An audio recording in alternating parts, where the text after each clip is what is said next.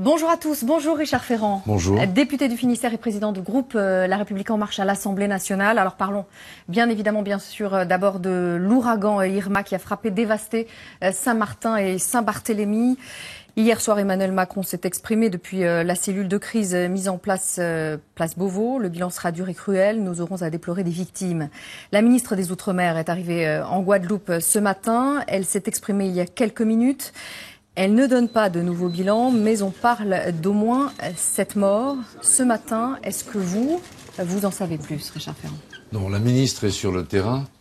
Le Premier ministre s'exprimera cet après-midi. Ce qu'on sait, c'est que l'on vit là une catastrophe naturelle d'une ampleur inégalée dans la mer des Caraïbes. De sorte que c'est d'abord la solidarité qui doit tous nous animer et nous préparer à agir pour à la fois secourir, regarder comment reconstruire, et comment faire en sorte que la vie retrouve son cours normal sur cette lointaine partie de France. Alors vous l'avez dit, c'est l'une des pires catastrophes qui touchait les Antilles et sans doute l'un des pires ouragans jamais vus. Qu'est-ce que l'État peut faire et va faire? Secourir, reconstruire et prévenir par précisément faire en sorte que les constructions soient de mieux en mieux adaptées pour faire face aux différentes catastrophes naturelles. C'est tout cela que l'État doit faire par un grand mouvement de solidarité, par un engagement très fort à côté de nos compatriotes. Est-ce que est-ce que vous allez demander une enveloppe d'urgence? Le président de la République, dès hier, a indiqué qu'un plan de reconstruction serait immédiatement mis en œuvre lorsque les événements climatiques se seront apaisés, que l'on aura pu faire le bilan de ce qui est en train de se passer et lorsque l'on aura pu évidemment entourer les nôtres et secourir les familles. Est-ce qu'on sait d'ores et déjà évaluer cette enveloppe, les dégâts? Non, tout ça est encore assez flou. Je crois qu'on pense d'abord à celles et ceux qui doivent être dans la souffrance, dans l'angoisse. Il faut imaginer ou essayer d'imaginer ce que vivent les familles sur ce territoire. Et viendra le moment où les choses pratiques viendront. Mais je crois que c'est d'abord à ces familles, à nos compatriotes qui sont confrontés à cet événement épouvantable qu'il faut penser. C'est l'humain qui prime à l'heure où nous parlons. Est-ce qu'un tel ouragan ne doit pas convaincre chacun qu'il faut agir pour le climat? Nous avons la conviction de longue date qu'il y a un enjeu fondamental autour du réchauffement climatique et faire en sorte qu'on ne subisse pas de manière croissante des événements de ce type. Alors, rattacher cet événement ponctuel à un dérèglement, ça, je pense que seuls les experts peuvent en parler. Mais ce que l'on sait, c'est que si le climat continue de se dérégler, si la planète continue de se réchauffer, alors il y a à redouter que ce type d'événement se multiplie un peu partout dans le monde et avec toujours plus d'intensité. Ça, ce sont les savants, les chercheurs qui nous l'ont expliqué, ce qui explique à la fois que la COP21 ait lieu en France et ce qui explique que le président de la République ait souhaité faire un point d'étape sur précisément la COP21 dans quelques mois. Alors cela paraît un peu dérisoire ce matin, mais venons-en à la politique et à vous. Je vous pose la question que tout le monde a envie de vous poser en vous voyant. Comment allez-vous? Comment je vais? Je vais bien, puisque je suis face à vous ici pour répondre à vos questions. Dans Paris Match, un député La République En Marche disait que vous aviez frisé le burn-out cet été, c'est vrai? Non, c'est pas vrai. Non, non, c'est pas vrai. J'ai lu ça aussi.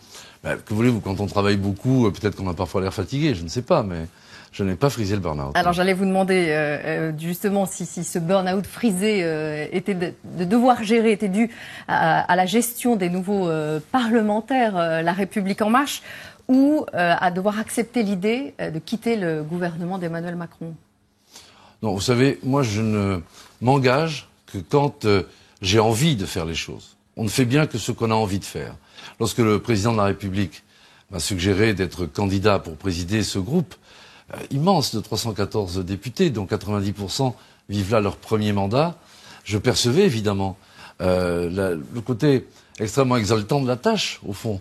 Assumer et faire vivre le puissant renouvellement de l'Assemblée nationale. Mais je savais aussi que démarrer comme ça à partir de rien, construire un groupe, faire partager les méthodes de travail, construire ensemble une culture commune, allait être quelque chose d'un peu sportif. Mais c'est avec enthousiasme que je le fais. Hier, j'ai retrouvé mes collègues, alors même que la session n'a pas repris, c'était déjà tout cela. Et devoir quitter le gouvernement, ça n'a pas été de gaieté de cœur quand même? Oh, c'est jamais de gaieté de cœur, mais Il y avait là quelque chose à faire, il fallait aller le faire. Qu'est-ce qui vous a fait le plus mal? Être mis en cause dans l'histoire des mutuelles de Bretagne ou être mis en cause par les députés La République En Marche qui pour certains disaient que vous étiez trop absent? Non, deux choses. Vous savez, dans le premier cas que vous évoquez, être soupçonné d'être malhonnête lorsqu'on est innocent, lire ça à longueur de colonne, entendre ça sur des radios, de télévision, c'est évidemment douloureux. Ça meurtrit. Et en plus, il faut attendre et ne plus en parler tant que, évidemment, le ministère public ne s'est pas prononcé. Ensuite, les mises en cause, comme vous dites, elles sont purement anecdotiques. Il y a eu un ou deux parlementaires qui ont pu dire, un soir où je n'étais pas là parce que j'avais une obligation sur le terrain, dans le Finistère, et puis il y a eu un peu de bazar à l'Assemblée. C'est à ce moment-là que toute la presse est arrivée et a dit, mais où est François de Rugy, où est Richard Ferrand? Donc on en a fait un micro-événement. Mais vous savez, quand nous ferons le bilan de la législature, vous verrez que ces petites choses seront totalement oubliées de l'histoire et totalement anecdotiques. Vous dites quand même que c'était dur. Est-ce qu'à un moment donné, vous vous êtes demandé si vous alliez mettre fin à vos fonctions de président de groupe à l'Assemblée nationale? Écoutez, j'ai accepté ces fonctions il y a 3 mois. C'est pas pour, au bout de 3 mois, caler en côte, si je puis dire. Vous n'êtes pas une machine? Non, on n'est pas une machine, on est tous humains, oui, c'est vrai. Donc jamais? Non, jamais. Jamais. Vous faites partie des premiers fidèles à avoir rejoint Emmanuel Macron, puis vous avez été nommé ministre de la Cohésion des Territoires avant d'être contraint de quitter le gouvernement. Est-ce que vous continuez à ne pas comprendre pourquoi on vous a demandé c'est Emmanuel Macron qui m'a demandé de bien vouloir être candidat à la présidence du groupe. Est-ce que vous avez compris pourquoi vous avez dû quitter le gouvernement? Ben oui, parce qu'il fallait un président de groupe qui à la fois soit un fidèle du président et de l'expérience parlementaire, soit légitime vis-à-vis des collègues par rapport à la création d'En Marche et à toute la campagne électorale qui avait été menée. Et on a estimé que je n'étais pas le moins disqualifié pour faire ça, si je puis dire. On ne vous a pas sacrifié sur l'autel de la loi de la moralisation de la vie publique? Je ne crois pas. Vous savez, quand vous avez l'honneur d'être le chef du groupe de la majorité à l'Assemblée nationale, eh bien, on n'a pas le sentiment d'être sacrifié. Alors, on a dit que vos débuts étaient difficiles, on a dit que vous n'étiez pas présent, on a dit que Christophe Castaner était devenu le vrai président de groupe. Qu'est-ce qui vous a le plus fait mal là-dedans? Non, vous savez, on a dit, comme vous dites, on a dit. Vous savez, moi, je ne vais pas commenter les commentaires. Je trouve que... Mais ils sont arrivés jusqu'à vous?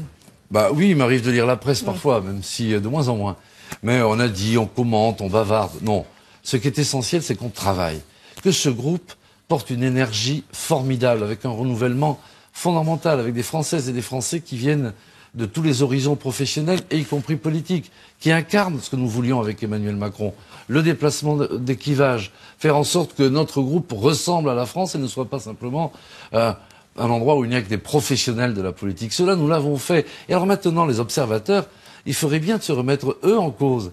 Parce que, comme eux-mêmes ont des habitudes, depuis 25 ou 30 ans, ils regardent un fonctionnement qui n'a jamais varié. Et dès que la nouveauté arrive, ils disent, tiens, c'est pas comme avant. Alors il serait temps qu'ils eux-mêmes se renouvellent, si je puis dire, dans leur manière de regarder, vivre ce beau groupe qu'est celui de La République En Marche. Alors la rentrée parlementaire approche, vous allez retrouver les 313-14 députés, et vous étiez déjà en réunion de groupe hier avec le Premier ministre. Et il y a un séminaire de 2 jours qui vous attend, les 18 et 19 septembre. Vous allez les entraîner à répéter, histoire de donner une grosse claque à ces petits couacs de l'été? Surtout pas.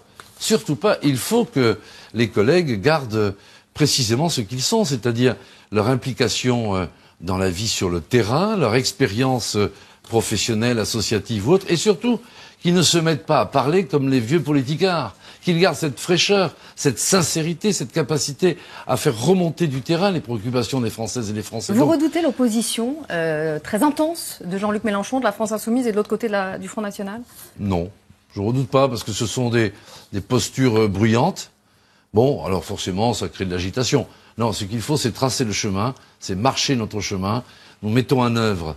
Songez à quelle vitesse nous l'avons fait. Songez qu'il y a encore quelques mois, on nous disait que c'était impossible de dédoubler les classes. Vous avez vu comment s'est passée la rentrée dans les REP+? Formidablement bien. On nous a dit qu'on ne pourrait pas adopter les textes que nous avons adoptés, que ça allait être un capharnaüm terrible. Pas du tout. Les ordonnances, c'est fait. La loi sur le rétablissement de la confiance dans la vie politique, c'est fait. La mission est accomplie et elle va continuer à se faire. Parmi les députés de votre groupe, La République En Marche, M. Gilles Elguerab, mis en examen pour violence volontaire sur un député socialiste. Il n'entend pas démissionner de son mandat de député. En revanche, il a démissionné du parti, La République En Marche. C'est vous qui l'avez incité à démissionner du parti? lorsque j'ai eu connaissance des faits, c'était vendredi dernier, j'en ai fait appeler ce collègue et je lui ai indiqué que puisqu'il était accusé, en tout cas, d'avoir eu une altercation, une rixe, et qu'à l'occasion, il avait lui-même reconnu avoir porté un mauvais geste à celui avec qui il se disputait, pour le moins, qu'il me semblait qu'il valait mieux qu'il soit totalement libre pour se défendre et que le groupe ne pouvait pas être solidaire en tant que tel de la phase judiciaire qu'il attendait. Et qu'il valait mieux qu'il se mette en retrait. Et l'intéressé a admis que c'était mieux ainsi. Et hier, il est allé devant les instances du parti La République En Marche, où là je ne siège pas, et il a mis sa démission sur la table, ce qui était plus simple pour tout le monde, y compris pour lui. Et vous avez quitté votre poste de ministre pour moins que ça. Est-ce que ça ne vous choque pas qu'il ne démissionne pas de son mandat de député dans l'attente d'un jugement? Écoutez, ça, c'est lui qui, en conscience, doit faire face aux électrices et aux électeurs de son territoire d'élection. Maintenant, il est non inscrit, il est avec sa conscience et ses électrices et électeurs auxquels il doit expliquer pourquoi il choisit de continuer ou d'arrêter. Merci beaucoup, Richard Ferrand.